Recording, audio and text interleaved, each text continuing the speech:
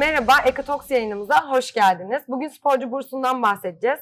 Çok değerli öğrencimiz Zeynep de bizlerle birlikte. Zeynep'ciğim hoş geldin, Hoş nasılsın? bulduk, merhaba. İyiyim, siz nasılsınız? İyiyim ben de, teşekkür ederim. Öncelikle ilk sorumdan başlamak istiyorum. Kendinden ve burs sürecinden bize biraz bahsedebilir misin? Ben Zeynep Ekin Bişiren, Yeni Hı hı. Medya ve İletişim 1. sınıf öğrencisiyim. Aynı zamanda da profesyonel voleybol oynuyorum 10 senedir. Ekonomi Üniversitesi'nde de spor bursundan yararlanıyorum aynı zamanda. Ekonomi Üniversitesi'ni tercih etmen sence bu sporcu bursu anlamında sana neler kattı?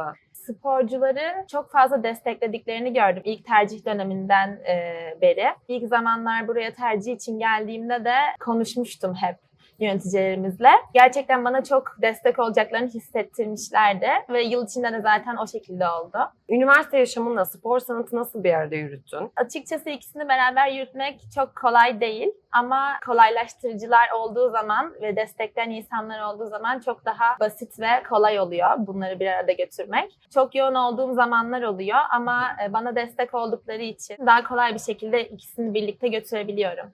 Peki bu alanda İzmir Ekonomi Üniversitesi'ni tercih etmen sana ne gibi artıları oldu? Eminim ki çok zor spor antrenmanlarınız ve dönemleriniz oluyor. Aynı zamanda akademik anlamda da aslında sen yeni medya ve iletişim öğrencisisin, Evet. lisans öğrencisisin. Bu süreci dengelemek senin açından nasıldı? Bize birazcık böyle ufak detaylardan bahsedebilir misin? Tabii bahsedeyim. Dışarıda da bir kulüpte voleybol oynadığım için iki tarafta hem voleybol oynuyorum hem de derslerim var. Bazen beni zorluyordu.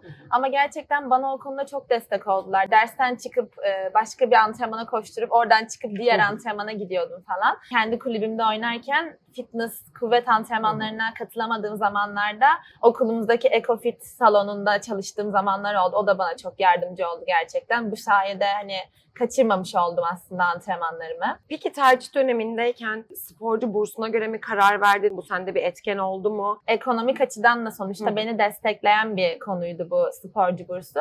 Ben zaten yaklaşık 5-6 yıldır liseye başladığımdan beri hep spor bursuyla okudum okullarımda.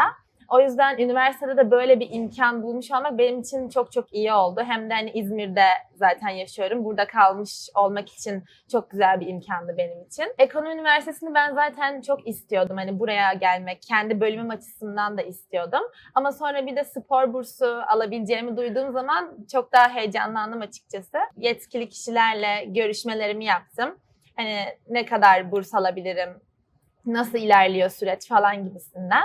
O şekilde konuştuk ve gerçekten de çok mutluyum burada olduğum için. Çünkü voleybol takımımız içinde de çok mutluyuz arkadaşlarımızla. Dışarıda falan da hep görüşüyoruz. Çok böyle samimi aile ortamı var gerçekten. O da çok önemli bence bir takım içerisinde. Aslında bu senin spor anlamında da bir çevreni genişletmeni sağladı. Evet, Aynı aynen zamanda öyle. sosyallik de kattı. Hı hı. Peki spor koordinatörlüğünün spor hayatına bir etkisi oldu mu? Üniversite spor takımlarında da yarışıyoruz. Aslında orada yarışıyor olmamız başka takımların da bizi görmesine mesela işe yarıyor o konuda. Çevremiz de aslında genişliyor bir tık böyle. Bence çok yararlı oluyor diye düşünüyorum. Zeynep'ciğim çok teşekkür ederim bugün Ben bize teşekkür zamanını ederim. ayırdığın için. Umarım bu video izleyen arkadaşlarımıza da faydalı Umarım. olur. Bir sonraki Ekotoks yayınımızda görüşmek üzere.